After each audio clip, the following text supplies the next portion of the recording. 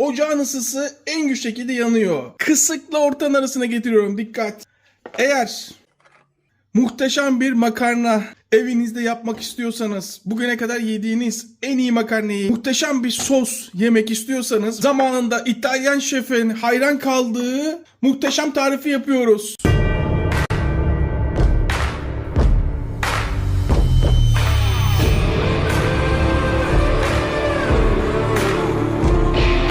Bir yemek kaşığı tereyağı, hatta 1,5 yemek kaşığı, 1 yemek kaşığı zeytinyağı, sarımsak.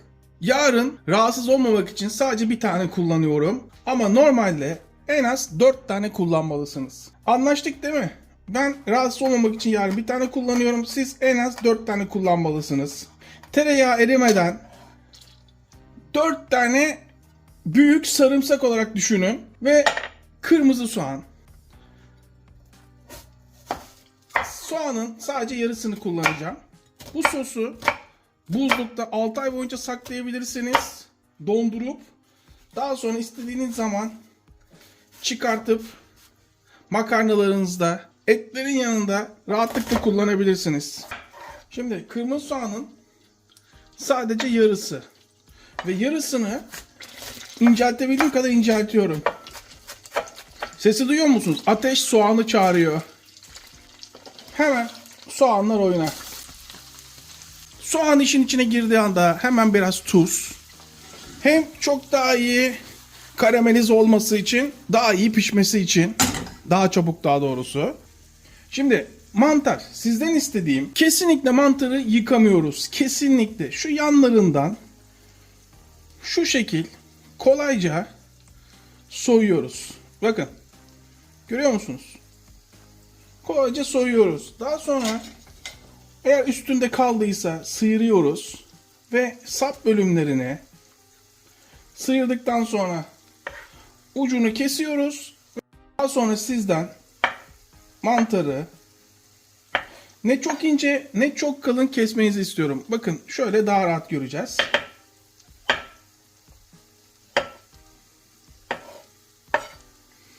Burada 200 gram mantar var. Bakın. Kalınlıkları görüyor musunuz? Ne çok kalın ne çok ince. Hemen içine. Kestiklerim hemen içine. Mantar hemen oyunun içine girdiği anda ateşi, yani ısıyı en yükseğe çıkartıyorum. Dikkat edin. Mantar zaten suyunu bırakacak. Suyunu bıraktıktan sonra tekrar çekmesi için. Şimdi suyunu bırakması için şöyle bir 5 dakika pişmeye bırakıyorum. Tam 5 dakikadır mantar pişiyor. Görüyor musunuz nasıl suyunu bırakmış? Suyunu çekmeden önce hemen müdahale ediyorum. Çok iyi yıkadım. Ama gerçekten çok iyi yıkadım. Tertemiz ıspanaklar. Koray, ben ıspanak sevmiyorum. Yok efendim, güzel olur mu ki? Olmaz mı ki? Bunları düşünenler bana güvensin. Hayatınızın en iyi makarna sosunu yiyeceksiniz. Hatta et sosunu. En az 200-250 gram yıkanmış, temizlenmiş ıspanak kullanıyorum. Hatta süreli yapalım. Kimsenin kafasında soru işareti kalmasın. Bakın süreli yapacağım. Hatta saati görüyor musunuz? Saat 2:30. Bugün erkenciyiz. 3 değil. Süreyi başlatıyorum. Bir vampirin tarif defterinden bildiriyorum. Bakın daha yeni başladık sosa. Muhteşem bir sos yapıyoruz. Hafif orta ile kısın arasına getiriyorum. Yayıyorum ve pişmesine izin veriyorum. 5 dakika. Tam 5. dakikada kafalarda bir soru işareti kalmasın. Daha doğrusu birkaç alternatifiniz var. İsterseniz benim gibi sadece sıcak su katabilirsiniz. Ama tavuk suyu çok yakışır. Tavuk suyu kullanacaksanız bu arada ilk başta biz normal işimizi halledelim. İlk başta biz normal oranımızı halledelim. 1,5 su bardağı sıcak su koydum. İsterseniz 1 su bardağı tavuk suyu kullanabilirsiniz. İsterseniz yarım su bardağı su, yarım su bardağı et suyu kullanabilirsiniz. İsterseniz istediğin suyu kullanmadan önce yarım çay bardağı beyaz şarap kullanabilirsiniz. Muhteşem olur. Ama şu anda ben sadece suyla yapıyorum. Bu da muhteşem olacak. Bakın. Krema. Ama mümkünse yağlı krema kullanın. Kaynamaya başladığı anda ilave ediyorum. 1 su bardağı, 1 paket krema, yani 200 mililitre. Henüz baharatları katmadım. Dikkat edin. İsterseniz daha çok krema kullanabilirsiniz ama en az 200 metre kullanıyorsunuz. Mutlaka her makarnanın üstündeki pişirme sürelerine dikkat edin. Her makarnada farklı oluyor fakat mutlaka her pakettekinin aynısını yapmaya çalışın. Çünkü bu süreler için çok çalışıyorlar. Çok Ar-Ge çalışması yapıyorlar. Ne diyor? 12-14 dakika. Biz sosun içinde de pişireceğimiz için bana bir paketin 1/3 yeterli. Hatta yarısı olsun. Üstüne bolca tuz. Fakat kesinlikle ve kesinlikle yağ kullanmıyoruz. Ne kadar çok sıcak su kullanırsanız o kadar lezzetli olur. Neden yağ kullanmıyoruz? Çünkü sosunuz kesinlikle makarnaya yapışmaz. Şu sosun sıvı miktarının nerede olduğunu sakın unutmayın. Bu sosu en az 20 dakika pişireceğiz. Kısık ateşte. Hemen altını kısıyorum. Makarnayı ise 12-14 dakika diyordu. 8 dakika al dente olana kadar pişireceğiz. Hatta 9 dakika. Süre başlasın. 8. dakikada artık durduruyorum. Sosum hazır değil ama makarnam al dente kıvamına geldi. Hemen şöyle suyunu süzmeden makarnayı böyle aldım. 15. dakikada şöyle bir bakıyorum. Bakın artık sos kıvamına gelmeye başlamış, farkında mısınız?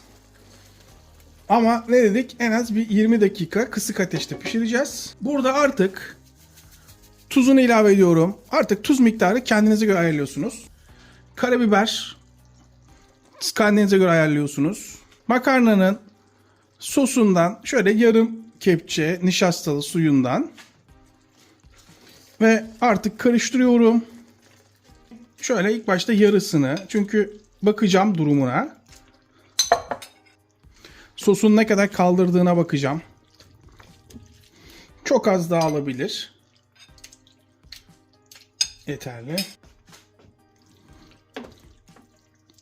Sosla birlikte artık makarna tamamen bütünleşecek. Isısını kapattıktan sonra makarnayı kattım. Bunu unutmayın. Evet. Süreyle işimiz bitti. Burası öyle müthiş bir makarna tabağım yok. Kusura bakmayın. Şu tabağı kullanacağım. Yalnız bunu yiyince diyeceksiniz ki Koray, biz en kral makarnacıda bile bu kadar lezzetlisini yemedik.